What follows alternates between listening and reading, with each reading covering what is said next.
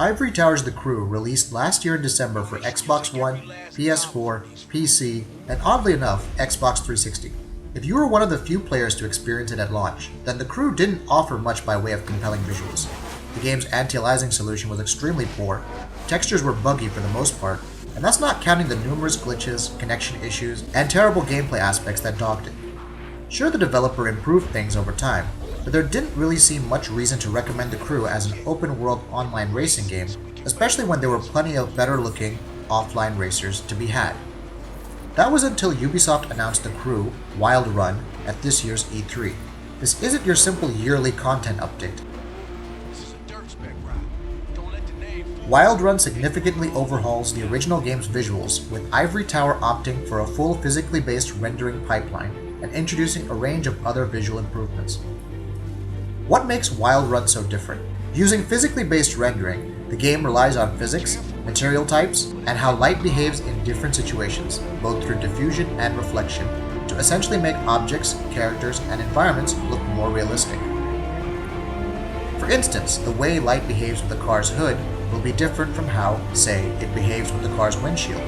The overall effect comes across as more natural and works better for artists, since they can simply specify how light should react with the specified material rather than creating multiple diffuse textures as specular maps. One look at The Crew Wild Run, especially next to the original release, makes this more obvious. Your vehicles, environmental objects, and roads look more natural depending on the lighting.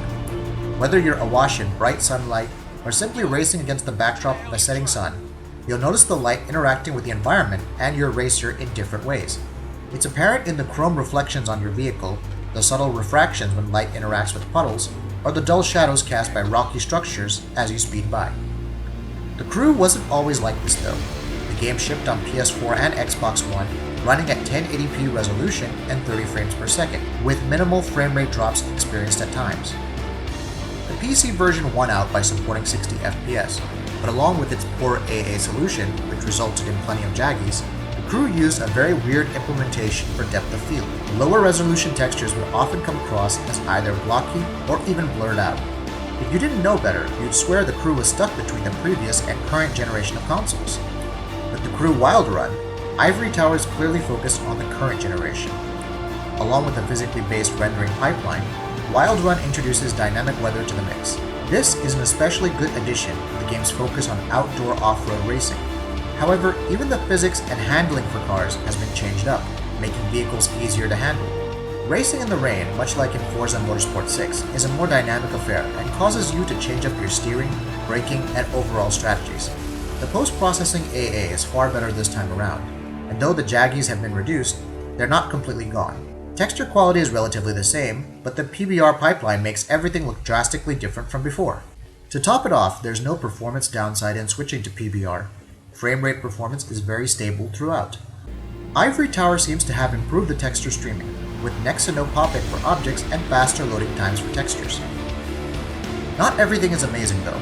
There are lower resolution objects in the environment which don't have any PBR properties. Though the developer could be credited in focusing more on the racing action and one's car, these kinds of discrepancies stick out every now and then. Depth of field and blur effects are also similar to last year's release and still come across as disappointing overall. Keep in mind that The Crew Wild Run isn't going to offset Drive Club or even Forza Motorsport 6 in terms of attention to detail and effects, but the scale on offer is still very impressive. Taken together with the improved texture streaming, and The Crew actually feels like a game you want to explore. Enough credit can't be heaped onto the physically based rendering, as it seemingly encourages your exploration and desire to drive off the beaten path. Say what you will about The Crew and its gameplay, or how Ivory Tower has ultimately handled the content it's received, the fact remains that no developer has offered such a significant visual upgrade over its vanilla release, that too in less than a year after the original launch. Ubisoft clearly has a lot invested in The Crew, and the online experience it brings to the market. It paints a relatively positive picture for the company's future online games like Tom Clancy's The Division and Ghost Recon Wildlands, though we hope they also don't take a year to receive such wide-ranging improvements. The Crew Wild Run's gameplay may still divide the most hardcore racers, but its dynamic weather effects, larger scale, updates to the overall handling and physics of the cars, implementation of physically based rendering, better post-process anti-aliasing, and improved texture streaming without any strain on the overall frame rate performance is something worth admiring. Now let's see what Ubisoft has planned next for its massively multiplayer online racer.